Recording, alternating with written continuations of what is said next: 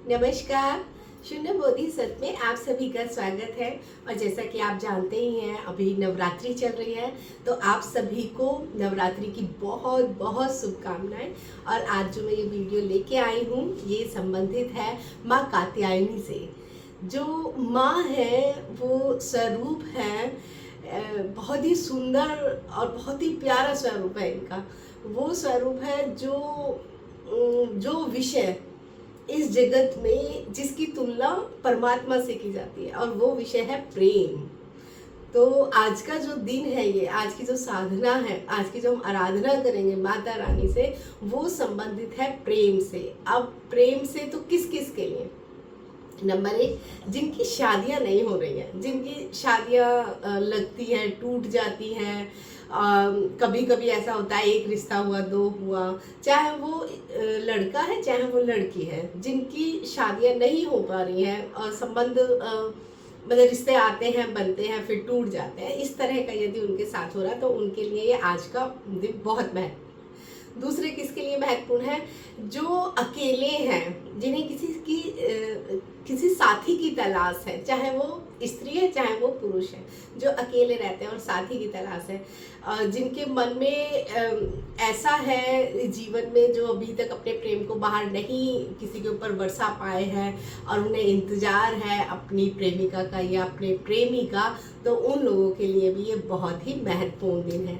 और ये किसके लिए महत्वपूर्ण है? उन लोगों के लिए बहुत महत्वपूर्ण है जिनके जीवन में प्रेम ही सब कुछ है, जिनके लिए प्रेम ही परमात्मा है, जिनके लिए प्रेम से ज़्यादा ना पद मायने रखता है, ना प्रतिष्ठा, ना उनके लिए पैसा, ना समाज, ना रीति रिवाज, यहाँ तक कि वो परमात्मा को भी भूल जाते हैं। जिनके जीवन में प्रेम सबसे ज़्यादा महत्वपूर्ण है, उनके लिए आज का दिन ये बहुत महत्वपूर्ण है।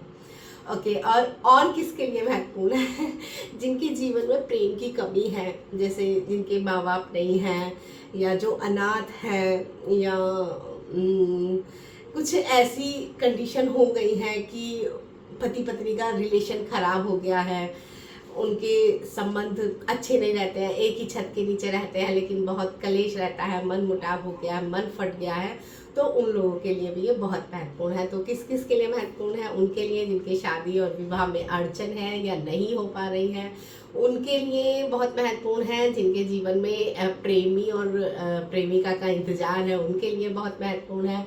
उनके लिए बहुत महत्वपूर्ण है जो अनाथ है, जिनके जीवन में प्रेम है ही नहीं, खत्म हो गया, ये एक विषय ही उन्हें कल्पना की तरह लगता है कि, और उनके बराबर माइंड में यही आता रहता है, प्रेम ये तो नहीं होता, आज की दुनिया में कोई किसी को प्रेम नहीं करता। और एक उनके लिए है जो कि बहुत ही ज़्यादा हृदय तल पे रहते हैं, जिनके लिए प्रेम ही परमात्मा है। तो उन लोगों के लिए आज का दिन बहुत ही महत्वपूर्ण है।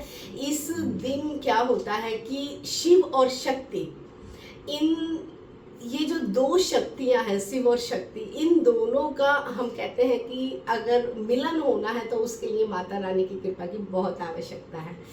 तो जो भी ऐसे हैं जिनको ऐसा लग रहा है कि शिव और शक्ति अधूरा अधूरापन लग रहा है, तो उनके लिए आज का दिन बहुत महत्वपूर्ण है। माता रानी की कृपा आप पे जरूर बरसेगी, और उसके लिए आपको क्या करना है, मैं एक उपाय छोटा सा फिर से लेके आई हूँ, जो 100% बिल्कुल कारगर है, बिल्कुल कारगर। ये सोचना ही मत कि ये काम करेगा या नहीं करेगा, ऐसा बिल्कुल भी नहीं सोचना है। तुम्हें करना क्या है? तुम्हें ऐसा करना है कि आज से शुरू करना, जो भी आपके घर में जो बुआ हैं या माँ हैं या बहन हैं या बेटियां हैं, ये जो रिश्ता है जिसे हम मान भी कहते हैं, पता नहीं आपके यहाँ क्या कहते हैं इन रिश्तों को, हमारे यहाँ तो इसे मान कहते हैं कि ये हमारे मान है।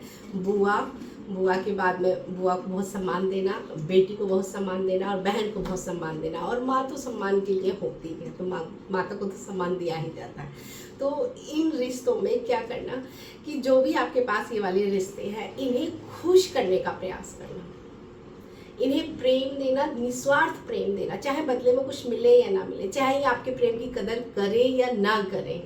आपको ये सोचना ही नहीं है कि मैं इन्हें इतना प्रेम दे रहा हूँ और इतना सम्मान कर रहा हूँ, इनके प्रति इतनी श्रद्धा कर रहा हूँ और मुझे ये तो बदले में डांट देते हैं या भाव नहीं देते या इतना ध्यान नहीं देते। ये आपको नहीं सोचना, ये आपका विषय नहीं है। आपका विषय क्या है? देने का। तो प्रेम देना शुरू करिए, निस्वार्थ भाव से प्रेम देना। और मैं तो बाहर में कह ही नहीं रही ना देने के लिए, मैं तो ये कह रही हूँ कि शुरुआत अपने घर से करो, क्योंकि हर चीज़ की शुरुआत अपने घर से होती है। बाहर तो वो लोग जाते हैं जो घर से पूरा भर गए हैं, तब वो झलकने लग जाता है बाहर की तरफ जाके।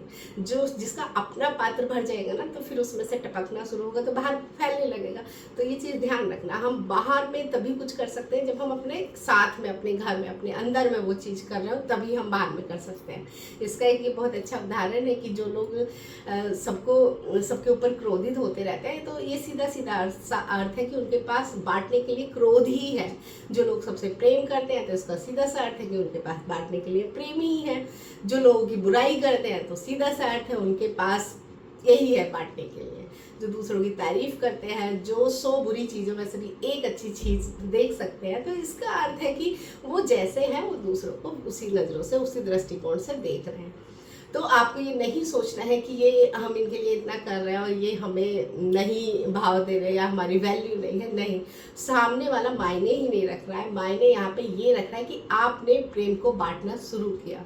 शुरू कहाँ से किया? अपने रिश्तों से किया, अपने घर से किया। सबसे ज़्यादा दिक्कत आती है पत्नी को प्रेम करने में। यहाँ पे तो अहंकार बिल्कुल बराबर का होता है, बिल्कुल बराबर का अहंकार होता है।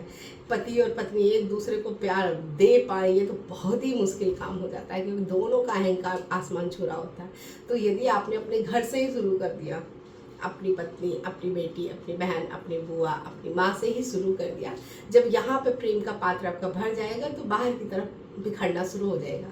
फिर उसके बाद जो ना, उसके बाद सिंपल सी बात, ये आप इसे लॉ ऑफ अट्रैक्शन कह दीजिए, चाहे ये कह दीजिए कि जिसने जैसा बोया उसे वैसा फल मिला, चाहे ये कह दीजिए कि जो जैसा करता है वो वैसा भरता है। जो मर्जी, शब्दों में क्या है, शब्दों में तो एक ही चीज़ को 50 तरह से बोला जा सकता है। ठीक है, तो जब आप धीरे धीरे बांटना शुरू करेंगे तो ये निश्चित रहिए कि जो चीज़ भी हम बांटते हैं वो 1000 गुना होके हमारे पास लौट के जरूर आती है। 1000 गुना होके। अगर प्रेम बांटोगे तो प्रेम लौट के आना शुरू हो जाएगा, और उसके क्रोध बांटोगे क्रोध, गुस्सा बांटोगे गुस्सा।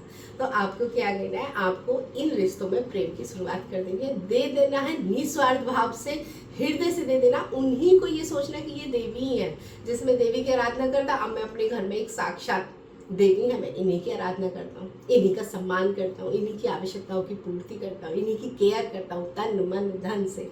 इन्हीं को देना शुरू कर दीजिए, क्योंकि यहाँ पे महत्वपूर्ण है आपका देना। यहाँ पे ये महत्वपूर्ण नहीं है कि किसको दिया जा रहा है। ये वाली काम हम बाहर में भी कर सकते हैं, लेकिन मैं बाहर में नहीं बोलूँगी। मैं कह रही हूँ अपने घर से ये वाली शुरुआत करिए। बाहर में तो आप कर भी नहीं पाएंगे, बाहर तो नहीं कर पाएंगे। जब तक आप अंदर से नहीं भरे होंगे तो बाहर में आप कैसे कर सकते हैं। तो यहाँ से आप शुरुआत करिए, और आप देखेंगे कि जैसे जैसे आज से इसकी शुरुआत कर देना, कोई भी एक शब्द आप उन्हें सुंदरता से बोल सकते हैं। जो 10 कामों में से एक काम की आप उनकी तारीफ कर सकते हैं, और उनके अंदर जो अच्छे गुण हैं उनकी तारीफ कर सकते हैं, उन्हें उजागर कर सकते हैं। तो यहाँ से आप शुरुआत करिए, और आप देखेंगे कि कुछ ही समय में आपने बांटना शुरू किया है और प्रकृति ने आपको लौट के देना शुरू कर दिया है, आपको देना शुरू कर दिया है। प्रेम चारों तरफ से आना शुरू हो जाएगा। अब यदि आपको माता के प्रेम की जरूरत है तो माता का प्रेम लौट के आने लगेगा। एक पत्नी रूप में प्रेम की जरूरत है तो पत्नी रूप वाला प्रेम आने लगेगा। बहन के प्रेम की, दोस्त के प्रेम की जरूरत है, या किसी बूढ़े बुजुर्ग के प्रेम की जरूरत है, या इस तरह से सगे संबंधियों के, दोस्तों के, या एक आप ये समझिए कि आप जैसे जैसे प्रेम को बांटना शुरू कर दोगे, प्रेम 1000 गुना बिना स्वार्थ के, लेकिन जब बांटोगे तो वो 1000 गुना बढ़ के आपकी तरफ आना शुरू हो जाएगा। ईश्वर ने भी कहा है कि मुझे जिस चीज़ में देखोगे मैं वही हूँ, मुझे जिस भाव में देखोगे मैं वही हूँ। बहुत सारे ऐसे हैं जो ईश्वर को कोई, जैसे माता रानी को कोई माँ के रूप में देखते हैं, कोई सखी के रूप में देखते हैं, कोई बेटी के रूप में देखते हैं, कोई कन्या के रूप में देखते हैं, है ना। तो उसी तरह से है, आपके अंदर जिस प्रेम की कमी होगी ना वो भरना शुरू हो जाएगा। बाहर से प्रकृति आपको वापस लौटा के देना शुरू कर देगी। तो आज का दिन बहुत महत्वपूर्ण है। जिन्हें ऐसा लगता है कि वो अकेले रह गए हैं कोई है नहीं उनके साथ, उनका कोई जीवन संगनी नहीं है या कोई जीवन साथी नहीं है या उनका कोई बॉयफ्रेंड नहीं है, प्रेमी प्रेमिका नहीं है, तो उनके लिए बहुत अच्छा दिन है।